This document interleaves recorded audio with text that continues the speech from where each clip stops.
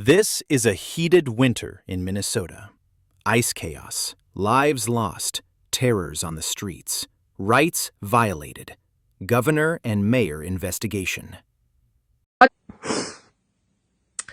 am scared for every single human in the cities right now.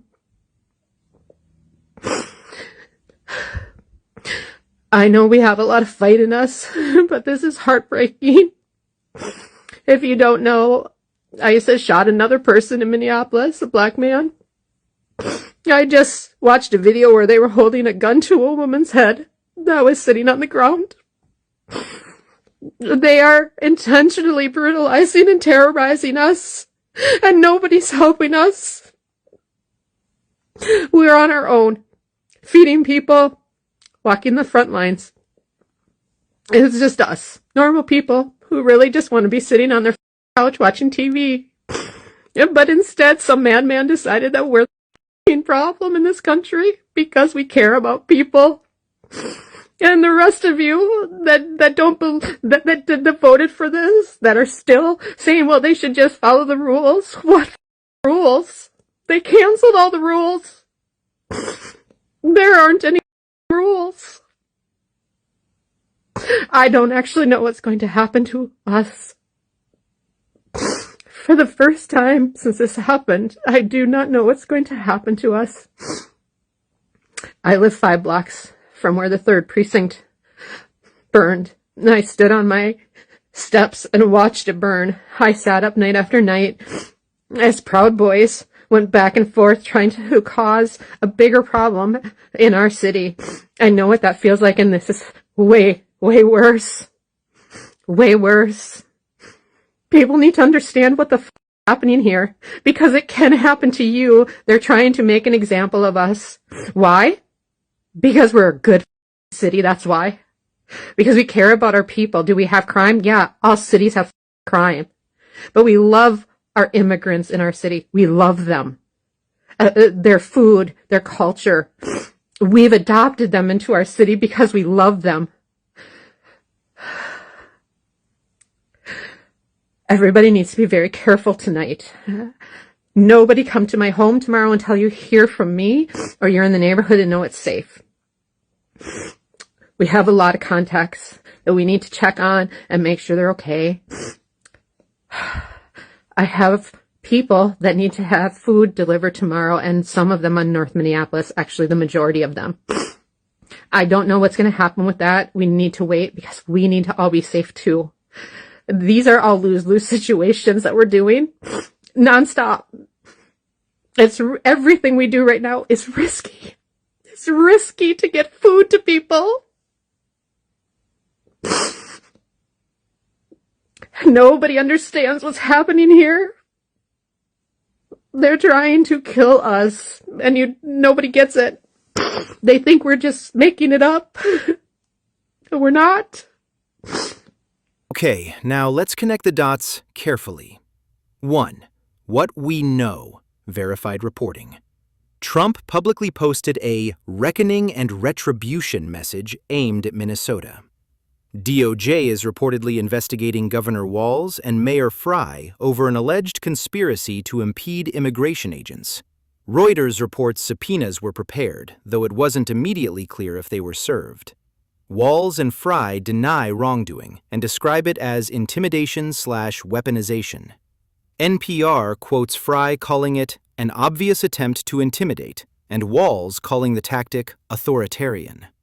Minnesota's BCA, Bureau of Criminal Apprehension, says it could not conduct a full use-of-force investigation into the January 7th shooting with full access denied.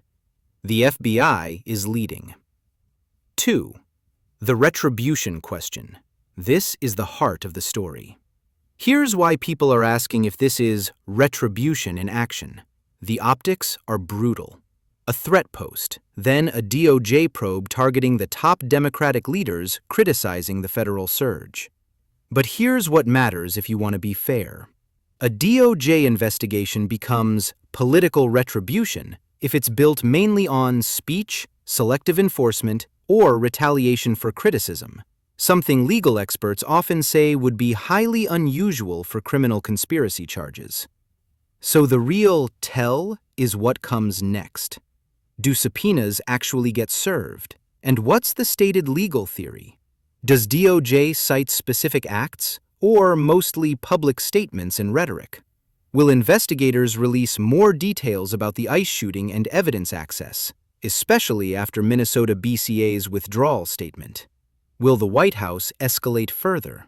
Trump has also floated extreme measures, like invoking the Insurrection Act in Minnesota amid unrest, according to reporting. And we're starting with breaking news out of the Justice Department, which has officially launched a criminal investigation into Minnesota Governor Tim Walz and Minneapolis Mayor Jacob Frey. Now, the DOJ is alleging the two Democratic leaders are obstructing federal law enforcement from doing their job in the state. This coming from a senior law enforcement official and a person familiar with the matter. Now, more on that and the investigations of the details of this investigation in just a minute. We begin tonight with breaking news in Minnesota and the showdown between the Trump administration and Democratic leaders on the ground.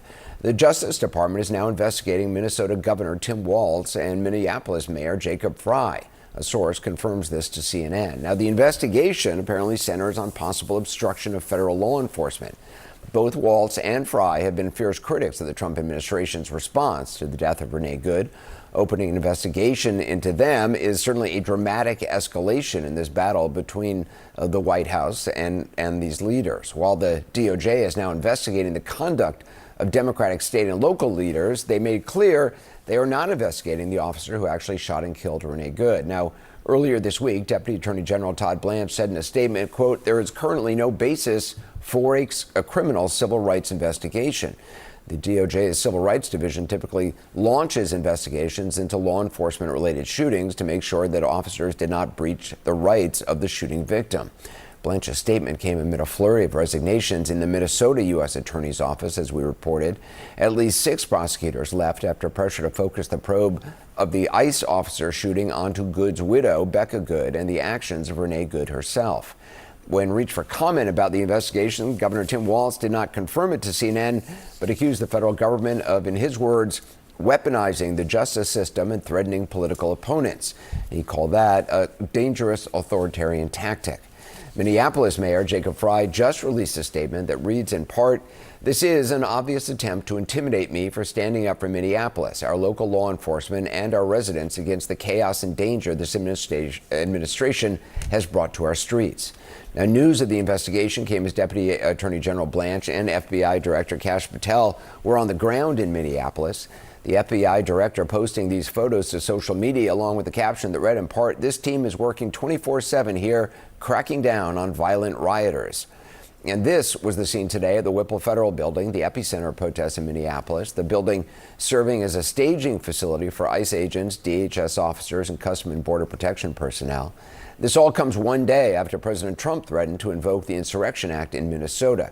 Late this morning, he issued a social media post that read in part, "The governor and mayor don't know what to do. They have totally lost control and are currently being rendered useless. If and when I am forced to act, it will be solved quickly and effectively." This afternoon, he was asked what the trigger would be for the Insurrection Act to be used in Minnesota. It's been used a lot. And if I needed it, I'd use it. I don't think there's any reason right now to use it. But if I needed it, I'd use it. It's very powerful. Okay, let's land the plane. So again, America, watch the sequence. A retribution warning, then a DOJ probe in the middle of a protest crisis. Coincidence or strategy?